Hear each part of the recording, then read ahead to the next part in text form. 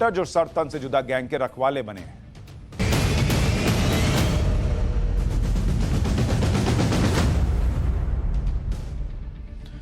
पिछले कुछ दिनों से हैदराबाद में सरतन से जुदा के नारे लग रहे हैं। हैदराबाद का माहौल खराब किया जा रहा है। सरतन से जुदा का गैंग एक्टिव है और उसके निशाने पर विधायक टी राजा सिंह है, जिन्हें विवादित टिप्पणी के लिए बीजेपी ने सस्पेंड कर दिया था। टी राजा सिंह पर एफआईआर भी हुई, उन्हें पुलिस ने गिरफ्तार भी किया, लेकिन सरतन से जुदा का नारा लगाने वाले फिर भी मान नहीं रहे। वो लगातार हैदराबाद में प्रदर्शन कर रहे हैं और वहां का माहौल बिगाड़ रहे हैं। इन लोगों के हौसले इसलिए बढ़े हुए हैं क्योंकि ओवैसी जैसे नेता इन लोगों के पीछे खड़े हैं। ओवैसी कैसे इन लोगों के रखवाले बनते हैं, पहले ये जानिए। ओवैसी को इस बात से दिक्कत है कि टी राजा को जमानत कैसे मिल गई, लेकिन खुद ओवैसी उन लोगों को छुड़ाने के लिए फोन घुमा रहे थे जो सरतन से जुदा के हिंसक नारे लगा रहे थे। हैदराबाद पुलिस ने उत्पात मचाने के आरोप में जिन प्रदर्शनकारियों को पकड़ा, उन्हें छुड़ाने के लिए कैसे असदुद्दीन ओवैसी ने अपनी पार्टी एआईएमआईएम के कॉर्पोरेटर को रात में थाने भेज दिया, कैसे ओवैसी ने अपने कार्यकर्ताओं को पुलिस की गिरफ्त से बाहर निकाला, उसका एक वीडियो वायरल है। इस वीडियो में पुलिस की गिरफ्त से छूटने के बाद एक प्रदर्शनकारी असदुद्दीन ओवैसी को फोन करके इस बात के लिए धन्यवाद देता सुनाई देता है कि उन्होंने उसे पुलिस की गिरफ्त से बाहर निकाला। एक बार वो बातचीत सुनिए जो वायरल है। घर का दरवाजा तोड़ के हम उनको मार लेके गनशन मतीन भी है ना उसमें। जी हाँ, मतीन भी, इरफान रियाज भी है ना। जी हाँ, एहतशाम और एहतशाम में चलिए जी। और भाई बहुत बुरा हुआ, वो मालूम होते कि मेरे को मैं मुजफ्फर को बोला और जी हाँ, जो आके मुजफ्फर कॉपरेटर साहब और समस्त कॉपरेटर साहब आके हम लोग रिहा करे और आपका बहुत बहुत शुक्रिया, जज़ाकल्लाह। अब जाओ 1:30 बज गया, सुबह 1:30 बज रहे, अब जाओ घर में परेशान होंगे। जी इंशाल्लाह मुजफ्फर समझ लिया कि आप घर पे छोड़ देंगे। जी, अच्छी बात है साहब, शुक्रिया साहब। आराम से रहो, परेशान रखो, इंशाल्लाह मालूम होते कि हम हरकत में आए और ये नहीं होना था वो। जी साहब, आप जाइए, घर को जाइए, आराम करिए। जी, अच्छी बात है साहब, शुक्रिया, जज़ाकल्लाह साहब। हाँ, घर वाले परेशान होंगे, आपके जाइए। जी, जी। ओके, शुक्रिया साहब, जज़ाकल्लाह। शुक्रिया। यूं तो असदुद्दीन ओवैसी मीडिया के सामने बोलने को कहेंगे कि अरे जो सरतन से जुदा के नारे लगा रहे, मैं उनको कंडेम करता हूं। रात में 1:30 बजे कॉर्पोरेटर को भेज के छुड़वा रहे हैं। अब जिन प्रदर्शनकारियों से ओवैसी इतनी हमदर्दी दिखा रहे थे, उन्होंने कैसे हैदराबाद शहर को सिर पर उठा रखा था, उसकी तस्वीरें आपको दिखाता हूं। टी राजा को जमानत मिलने के विरोध में कल रात हैदराबाद में उग्र प्रदर्शनकारियों ने सड़क पर आगजनी की, हंगामा किया। जरा एक बार सुनिए।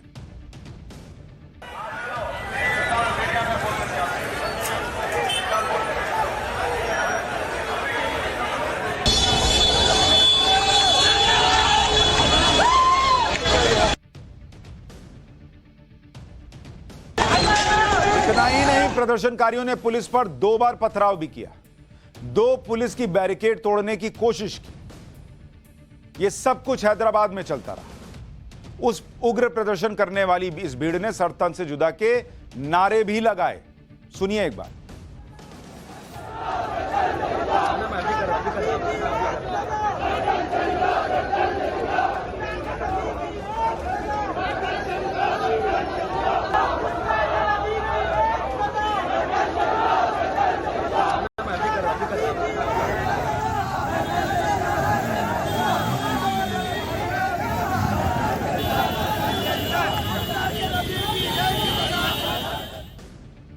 जब पुलिस के बार बार समझाने के बाद भी प्रदर्शनकारी नहीं माने और माहौल बिगाड़ने की कोशिश की, तो पुलिस ने लाठीचार्ज किया।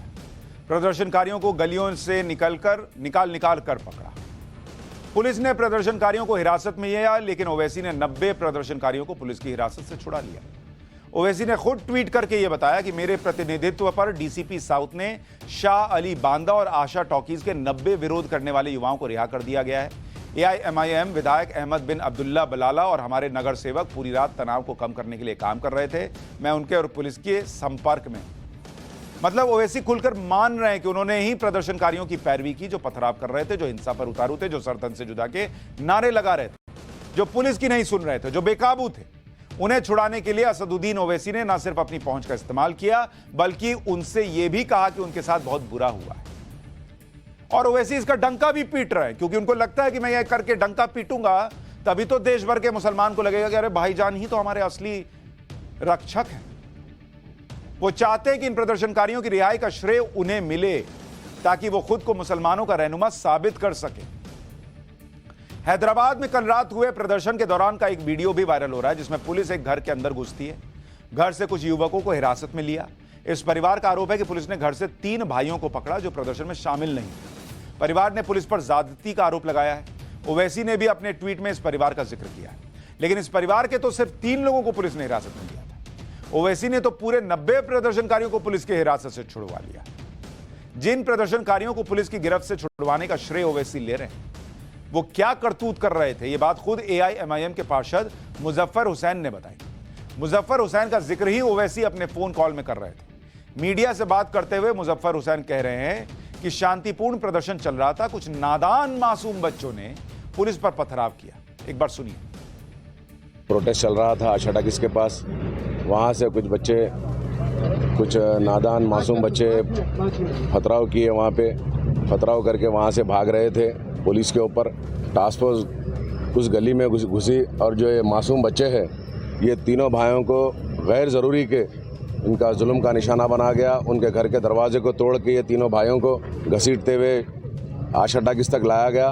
मेरे से भी टास्क फोर्स ऑफिसरों की जो है ना, मैं भी आके मदाखलत किया मेरे को इत्तला मिलते ही, और सारी तफसीलात में असदुद्दीन ओवैसी साहब, सदर कुल हिंद मजलिस इत्तेहादुल मुस्लिमीन असदुद्दीन ओवैसी साहब को इस बात की इत्तला दी। क्या कितने मासूम? पुलिस पे पत्थर ही तो मार रहे थे, इससे ज्यादा मासूम क्या होगा? पुलिस पे पत्थर मारने वाले सो क्यूट ही तो होंगे ओवैसी साहब के लिए, मासूम बच्चे। और जब इनको मासूम बताइएगा तो आज पत्थर मार रहे हैं, कल कुछ और करेंगे। ओवैसी जिन प्रदर्शनकारियों को छुड़वा रहे हैं वो कैसे समाज में जहर घोल रहे हैं, उसका एक वीडियो आपको दिखाता हूं। इस वीडियो में टी राजा को फांसी देने के नारे लग रहे हैं। वीडियो में छोटे बच्चे भी दिख रहे हैं जो इस तरह के नारे लगा रहे हैं। अब आप सोचिए कि कैसे इस तरह के प्रदर्शन से बच्चों पर बुरा असर पड़ रहा है।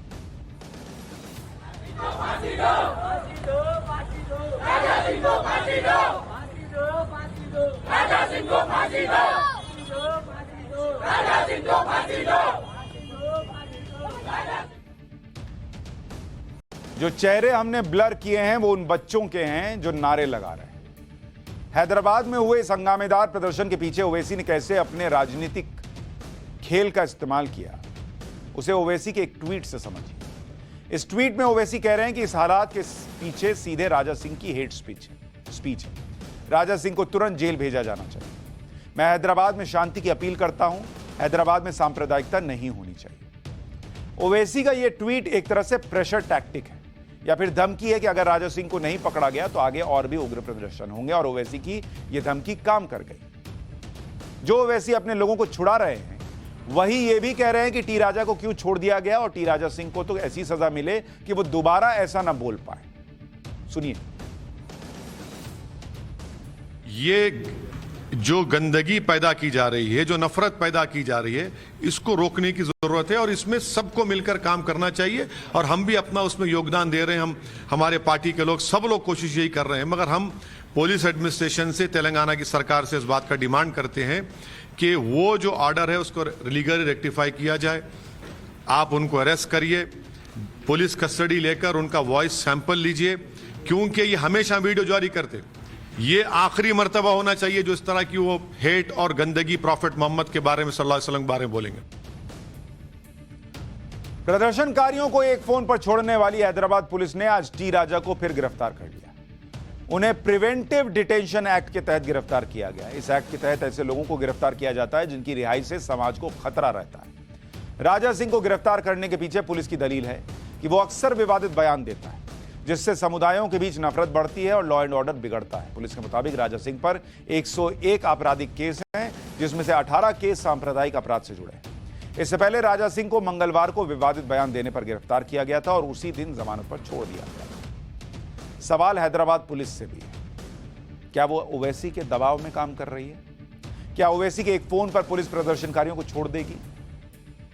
और सवाल उस भीड़ से भी है, किसी के भी धर्म का अपमान नहीं होना चाहिए, लेकिन सड़क पर उतरकर पत्थर चलाकर आगजनी करके अरेस्ट कराएंगे ये भी नहीं होना चाहिए। सरतन से जुदा के नारे लगाएंगे ये भी इस देश के संविधान से इजाजत नहीं है। यह सवाल तब है जब हैदराबाद पुलिस खुद मान रही है कि प्रदर्शनकारियों का मकसद कुछ और था। सुनिए एक बार। हमारे सीपी साहब भी कल यहाँ पे आपको पता ही है पूरे रात पर तमाम फिरके गए हैं. सो once again let me clarify, the purpose was something else. अच्छा, ओवैसी राजा सिंह के खिलाफ सख्त कार्रवाई की मांग करते हैं, लेकिन जब उनकी पार्टी के नेता किसी धर्म का मजाक उड़ाते हैं तब तो कोई एक्शन नहीं लेते। ओवैसी का छोटा भाई हिंदू देवी देवताओं का अपमान करता है तो एआईएमआईएम प्रवक्ता उसे मानने से ही इनकार कर देते हैं। कल राष्ट्रवाद शो में एआईएमआईएम के नेता के इसी दोहरे रवैये को मैंने देश के सामने एक्सपोज किया था। अकबरुद्दीन ओवैसी ने हिंदू देवी देवताओं का अपमान किया। उसका वीडियो देखने के बाद भी एआईएमआईएम नेता उसे सच मानने को तैयार नहीं थी और आरोपों को झूठा बताने लगी, नुपुर शर्मा का गाना गाने लगी। एक बार वो हिस्सा सुनिए, कितना डबल स्टैंडर्ड है। मैडम फलक, आपके लिए पेशे खिदमत है वो बयान जो अकबरुद्दीन ओवैसी दे रहे हैं और हिंदू देवी देवताओं का जो अपमान कर रहे हैं, जो हमारे यहां लगता है लेकिन हम सड़क पर उतरते नहीं और सरतन से जुदा के नारे नहीं लगते, इसलिए आपको सुनाई नहीं देता। सुना रहा हूं, जरा सुनिए। कई ये लोगों के खुदायां हैं, वो क्या क्या जो पूजा करते हैं, कितने राम लक्ष्मण दुर्गा लक्ष्मी फुलला क्या क्या है, कितने भाई हर 8 दिन में एक नया पैदा हो जाता है। अब तो नए आ गए, गणेश थे वो थे महाराज, अब हनुमान जयंती आ गई, रामनवमी आ गई, लक्ष्मी मालूम थी, ये भाग्य लक्ष्मी आज तक नहीं सुने, ये कौन सी नहीं है भाई, और दुर्गा सुने, ये सुने। बहरहाल मैं क्या बोलूं, कैसे कैसे नामा है, ये मुबारक महफिल में वो मनुष्य नामों को लेके खराब करना नहीं चाहता। बहन सईदा फलक, वैसे तो एक पूरी भीड़ है जिसको बहुत मजा आया सुनकर, ये सिर्फ अकबरुद्दीन ओवैसी नहीं है, पूरी भीड़ है जिसको मजा आया, वो चीयर कर रही है, बहुत मजा आ रहा है हिंदू देवी देवताओं के अपमान पर। अब मुझे नहीं, एक मिनट सुनिए, मुझे सिर्फ इतना बताइए, अकबरुद्दीन ओवैसी की क्या सजा? फांसी? सुनिए मेरी बात, सुनिए।